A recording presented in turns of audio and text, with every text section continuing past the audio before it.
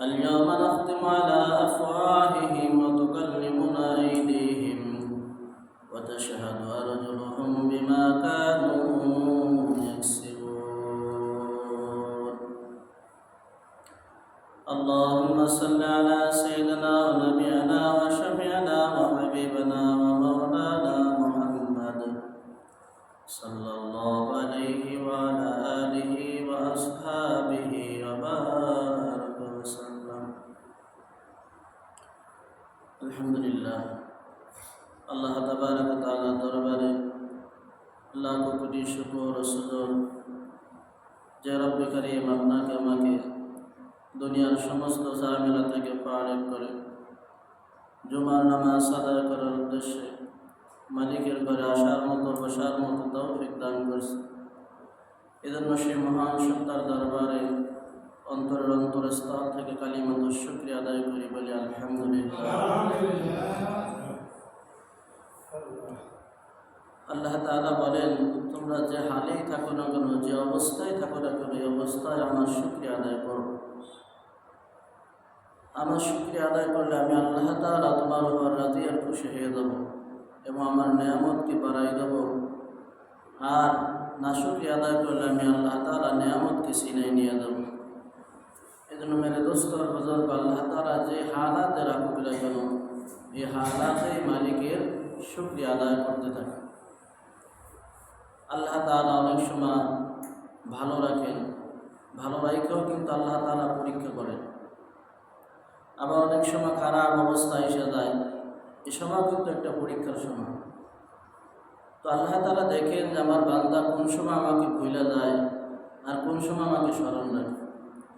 আমরা যে হালাতেই থাকি না কেন, মালিকের শুকরিয়া আদায় করতে হবে, আলহামদুলিল্লাহ বলতে হবে। কথা বলেন ঠিক? দৈনিকে দেখা যায় না, এখন সমস্যার ভিতর আছে, বেশি ভালো না, মন খারাপ, এটা বলা যাবে না, বলতে হবে আলহামদুলিল্লাহ। তো এই আলহামদুলিল্লাহর বরকতে আল্লাহ তাআলা নেয়ামত বাড়াই দেবে। ঘটনা প্রসিদ্ধ, পয়গম্বর মূসা আলাইহিস সালাতু ওয়াস সালাম তুর পাহাড়ে গেছে। কোথায় গেছে ভাই? তুর পাহাড়ে আল্লাহ তাআলার সাথে কথা বলার জন্য গেছে। মূসা পয়গম্বর যত আল্লাহ তাআলার সাথে কথা বলছেন, অন্যান্য পয়গম্বরের তুলনায় একটু বেশি বলছেন। যে এত কথা আল্লাহ তাআলার সাথে আর কেউ বলে নাই। কথা বলেন ঠিক কিনা? তা আল্লাহ তাআলা নিজেই বলছেন মূসা কালিমুল্লাহ, অর্থাৎ অনেক কথা মূসা আল্লাহ তাআলার সাথে বলছে। এই জন্য আল্লাহ তাআলা নিজেই বলছে মূসা কালিমুল্লাহ, যে কথা অন্য কোনো পয়গম্বর এত কথা বলেন নাই।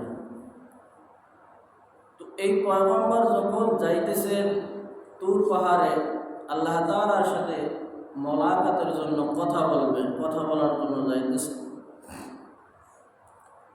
তো কিছু হাঁস, অনেক দিন যাবৎ বৃষ্টি হইতেছে না, কি হয় না, বৃষ্টি পাইতেছে না, অনেক কষ্ট হইতেছে। শুধু যে বৃষ্টির কারণে আমরাই কষ্ট পাই তা কিন্তু না, অন্যান্য জাতি যারা আছে, অন্যান্য মাখলুকাত, গাছপালা, তরুলতা, যা কিছু দেখেন না কেন, সবার কিন্তু কষ্ট হয় যখন আসমানের বৃষ্টি বন্ধ হয়ে যায়। রোড ঘাট, খাল বিল সব হাহাকার করতে থাকে ওই বৃষ্টির অপেক্ষায়। হাঁসগুলোর খুব কষ্ট হইতেছিল। তো পয়গম্বরকে দেখা বলতেছিল, পয়গম্বর আপনি তো আল্লাহ তাআলার কাছে যাইতেছেন, আল্লাহ তাআলার সাথে কথা বলবেন। তো কথা বলার পরে জিজ্ঞাসা করেন যে আল্লাহ তাআলা কবে বৃষ্টি দেবে, কি দেবে?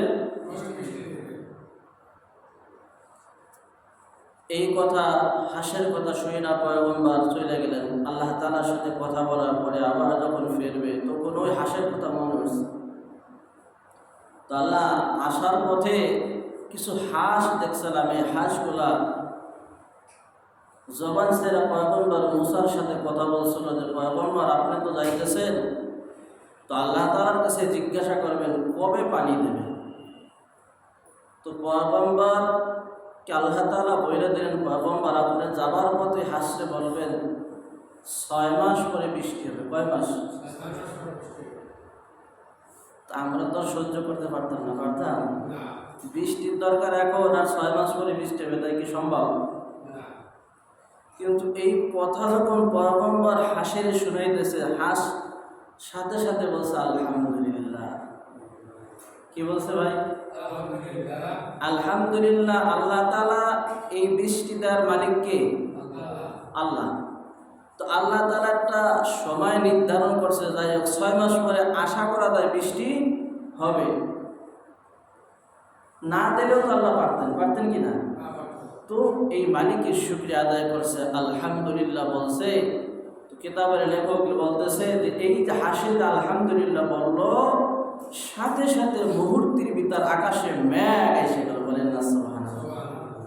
মেঘ এসে বৃষ্টি পড়া শুরু হয়ে গেল। কি হলো? বৃষ্টি শুরু হয়ে গেল। আল্লাহ তাআলাকে ডাক দিয়ে বলতেছে পয়গম্বর, আল্লাহ কি ব্যাপার, আপনি না বললেন যে 6 মাস পরে বৃষ্টি হবে?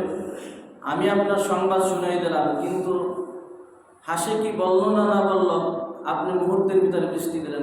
এই যে আলহামদুলিল্লাহ বলছে, এই কারণে আমি আর 6 মাস লেট করি না, আমি সাথে সাথে বৃষ্টি দিতে বাধ্য হয়ে গেছে। বলেন না সুবহানাল্লাহ। এই জন্য শুকরিয়া আদায় করলে কার ফায়দা? যে আদায় করবে, যে শুকরিয়া আদায় করবে নিয়ামত, তারই ফায়দা হবে, অন্য কার ফায়দা হবে না। কথা বলেন ঠিক কিনা? আমি পবিত্র কালামুল্লাহ শরীফ থেকে সূরা ইয়াসিনের থেকে 2টা আয়াত তেলাওয়াত করছি।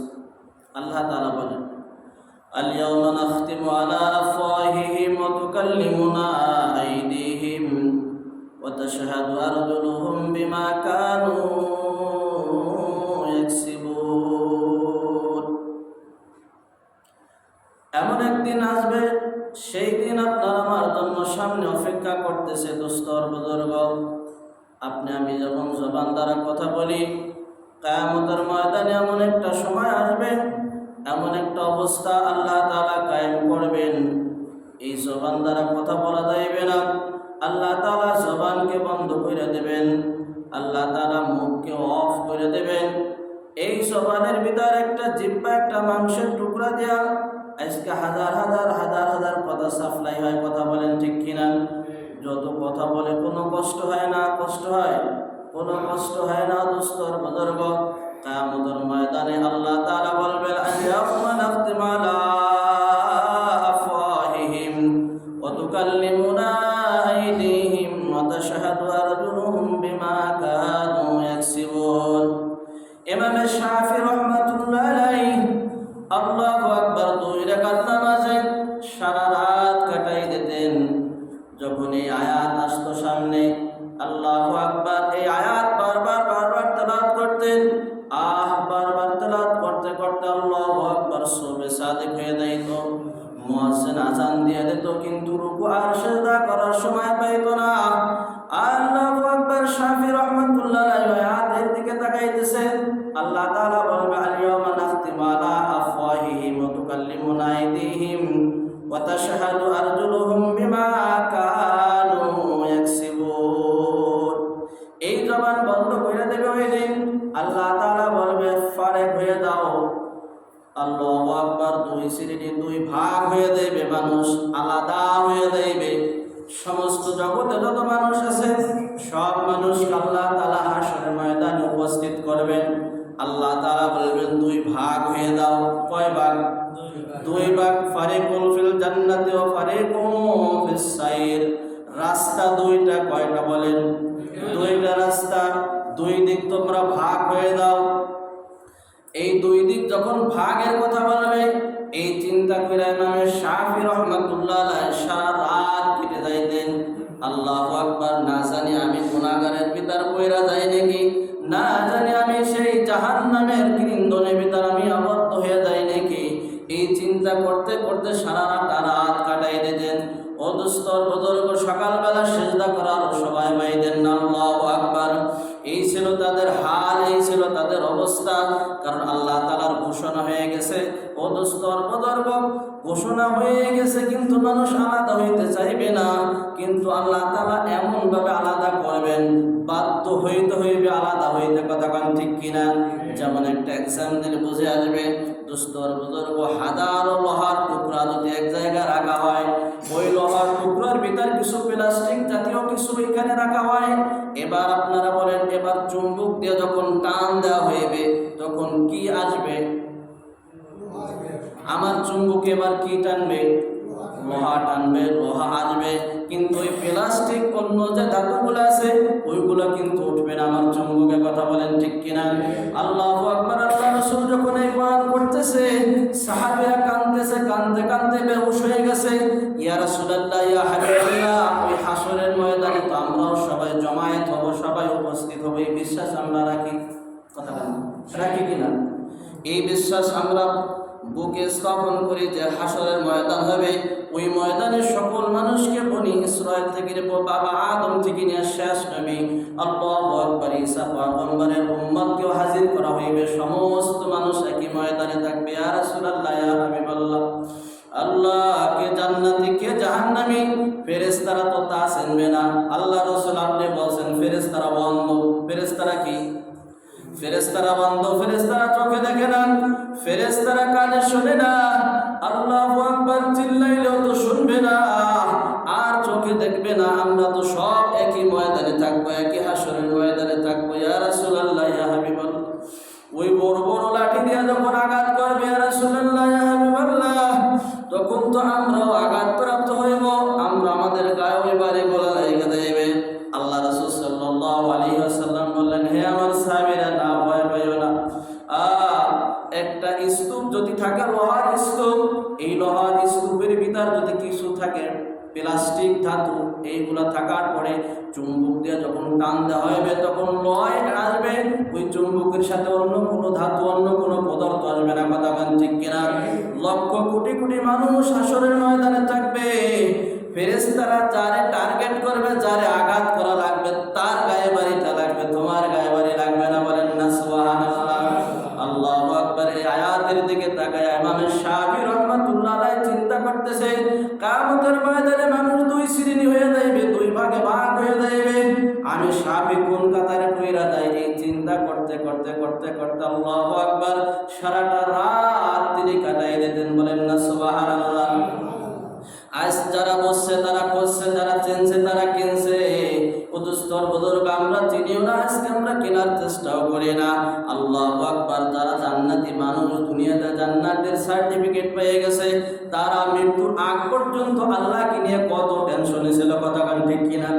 আল্লাহু আকবার। না জানি আল্লাহ আমার উপর নারাজ হয়ে গেছে। আল্লাহু আকবার। আমি কি আল্লাহকে খুশি করতে পারলাম? সিদ্দিক আকবর আবু বকর রাদিয়াল্লাহু তাআলা আনহু যার হাতে জান্নাতের টিকিট, কার হাতে? আবু বকরের হাতে জান্নাতের টিকিট। তারপরে টেনশনে ছিলেন, আমি না জানি জাহান্নামী হয়ে যাই, না জানি আল্লাহ তাআলা আমাকে ধইরা পালায়, আমি কি জবাব দেব? আল্লাহু আকবার। এরা ছিল মানুষ, এরা চিন্তা করছে, ফিকির করছে। কথা বলেন ঠিক কিনা? ও দোস্তর বুজুর্গ, এই চিন্তা কিন্তু দুনিয়া থেকে কইরা যাইতে হবে। কবরে যায় চিন্তা করলে কিন্তু কোনো কাজে আসতো না। কাজ হইবে? কবরে যায় যদি চিন্তা ফিকির করেন আর বলেন আল্লাহ এখন আমার একটু সময় দেন, আর দেবে? হ্যাঁ, আর সময় হবে না। এই জন্য মেরে দোস্তর বুজুর্গ, আমরা গুনাহগার। আল্লাহ রাসূল বলে কুল্লুকুম খাত্তাউন, আমার সকল উম্মত যারা আছে তারা সকলেই গুনাহগার।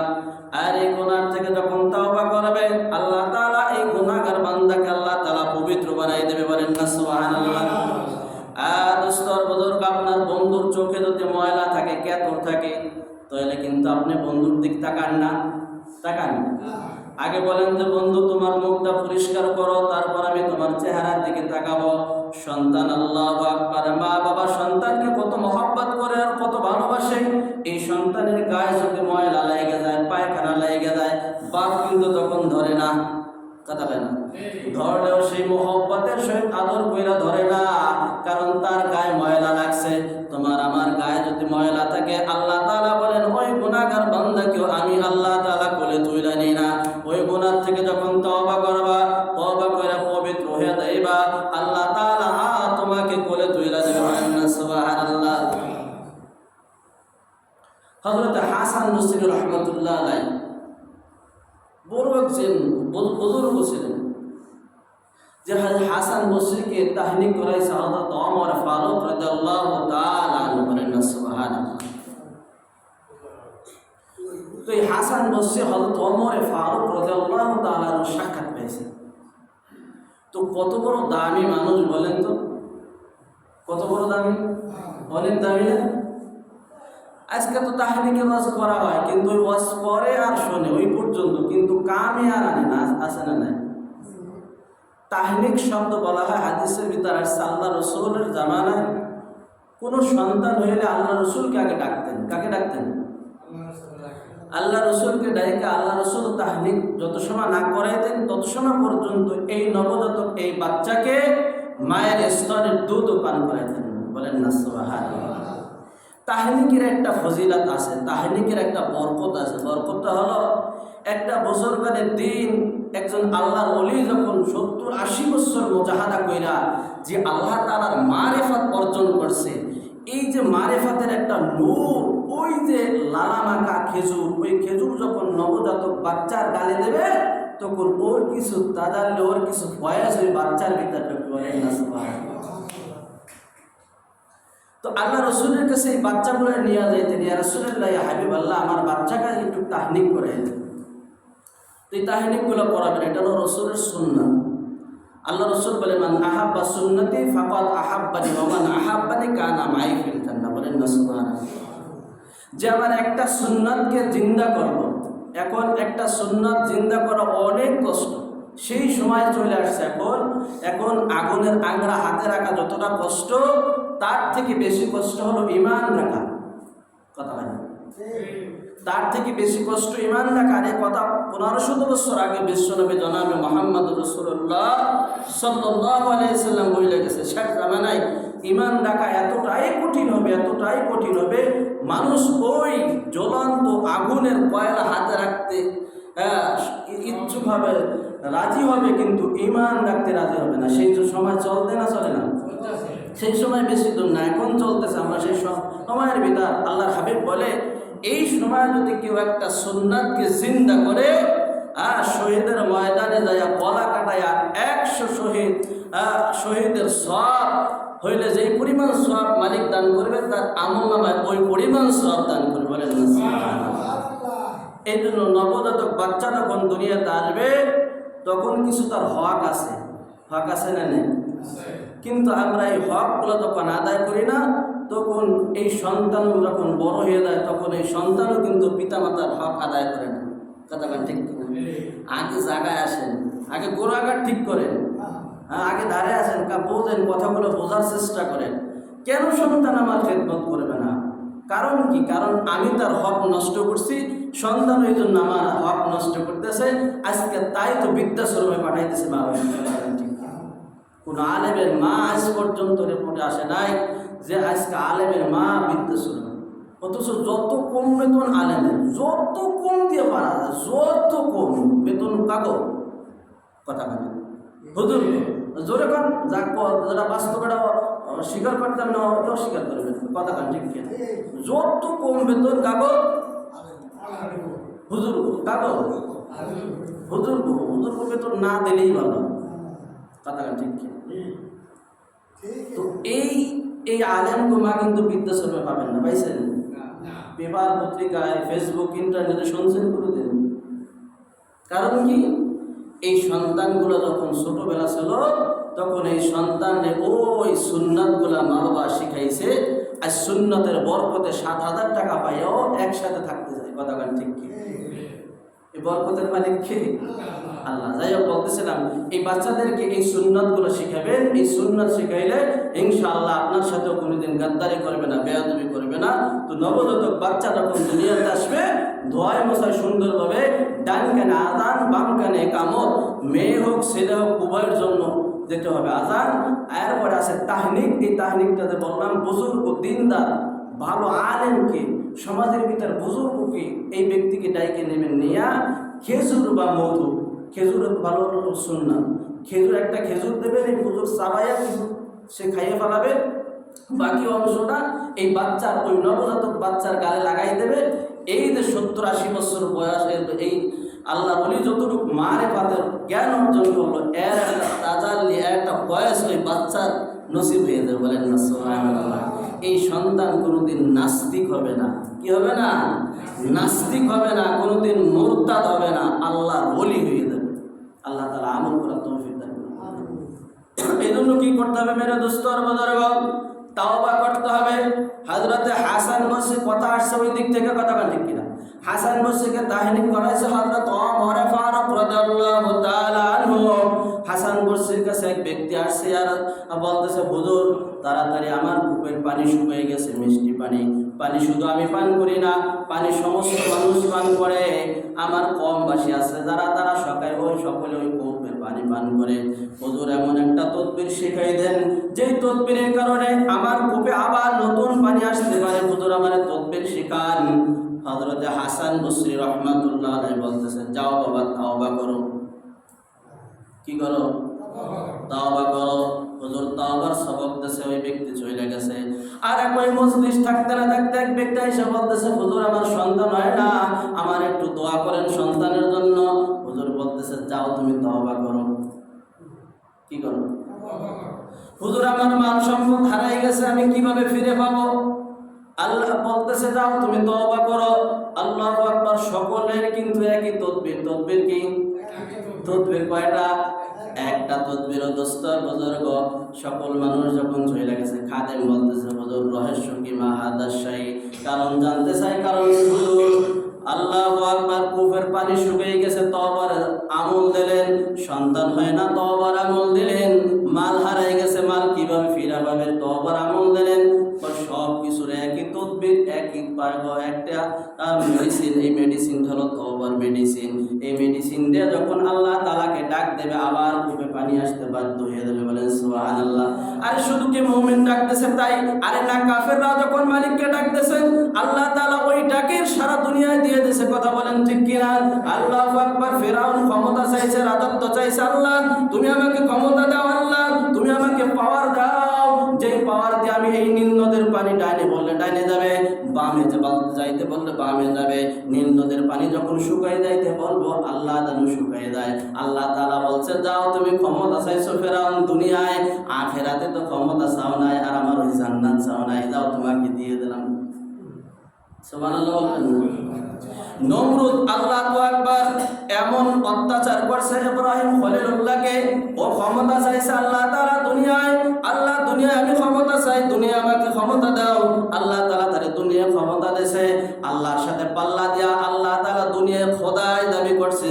আর সাদ্দাত আল্লাহ তাআলা বলছে, যা তাও আমি তোরে দিয়ে দিলাম। কথা বলেন ঠিক কিনা? ও দোস্তর বুজুর্গ, কাফের মুশরিকরা চাইয়া যদি আল্লাহ তাআলার কাছে এই পরিমাণ পাইতে পারে, তো আমি আর তুমি তো আল্লাহ তাআলা সেই কুদরতি হাত দ্বারা আল্লাহ তাআলা তোমাকে আমাকে বানাইছে। আল্লাহ তাআলার কাছে তুমি আমি চাইলে কি আল্লাহ তাআলা বেশি দিতে পারবে? হ্যাঁ, একটা কাফের চাইয়া যদি আল্লাহ তাআলার কাছে পায়, তুমি আমি তো আল্লাহ তাআলার আদরের বান্দা। কথা কেন ঠিক কিনা? আল্লাহ তাআলা আদরের ভাষা ডাক দিয়ে বলতেছে, আমার আদরের বান্দা বান্দিরা, আমরা তো আদরের বান্দা বান্দি। আল্লাহ তাআলা আমাদেরকে তার হাত দ্বারা বানাইছে। বলেন না সুবহানাল্লাহ। তো আল্লাহ তাআলার কাছে কেন তওবা করব না? এই জন্য বেশি বেশি মালিকের কাছে তওবা করব। তওবা করলে আল্লাহ তাআলা হারানো সম্পদ আল্লাহ তাআলা ফিরিয়ে দেয়। ওয়াকিয়া লেখা হয়, হযরতে বনি ইসরাইলের জামানায় একটা ফ্যামিলি, মেয়ে, মা এবং সন্তান, এই দুই ব্যক্তিকে আল্লাহ তাআলা 50,000 বছর জান্নাতি খানা খাইছে। বলেন না সুবহানাল্লাহ। কি খানা খাইছে? হযরত বনি ইসরাইলকে আল্লাহ তাআলা দুনিয়ায় জান্নাতি ওই সে মান্না সালওয়া, যে কোরআনের ভিতরে যেটা আসছে, এই খাবার আল্লাহ তাআলা তাদেরকে খাওয়াইছে। এই পোশাক তাদেরকে আল্লাহ তাআলা পরাইছে। এমন পোশাক দেশে এক পোশাকে জিন্দেগি কাইটে গেছে। এই পোশাক কোনোদিন নোংরা হয় নাই, এই পোশাক কোনোদিন দুর্গন্ধ হয় নাই, এই পোশাক কোনোদিন সাবান দিয়া আর সোডা দিয়া আর ধোয়ার প্রয়োজন হয় নাই। বলেন না সুবহানাল্লাহ। তো এই যুবক কি করলেন? এই যুবককে আল্লাহ তাআলা 50,000 বছর এই জান্নাতি খাবার খাওয়াইতেছে। যুবক একদিন মারে ডাক দিয়ে বলতেছে, মা দুনিয়ার খানা আখিরাতের খানা আমার পছন্দ হয় না, ওই দুনিয়ার একটু ভুনা গরুর গোশত আমার খাইতে মনে চায়। কপাল পুরা কপাল পড়ছে। কি পড়ছে? এই জন্য তো আমরা কষ্ট করতে চাই। কি কয়? এই জন্য কষ্ট করে খাও দেও। আল্লাহ তাআলা বলে যে কত পরে আমি দেই। কথা কেন ঠিক? তো কয় কিভাবে? আজকের থেকে আমরা ইবাদত বাদ দিয়ে দেবো। কি দিয়ে বাদ দিয়ে দেবে? ইবাদত বাদ দিয়ে দেবে। তো ইবাদত বাদ দিলে তো অটোমেটিক খানা বন্ধ। কি বন্ধ হয়ে যাবে? যুক্তি দেন, কি যুক্তিবাদী? যুক্তিবাদী। তো ইবাদত আসলে বাদ দিয়ে দিয়েছে, আসমানের খানা আসতে বন্ধ হয়ে গেছে। কি হয়ে গেছে?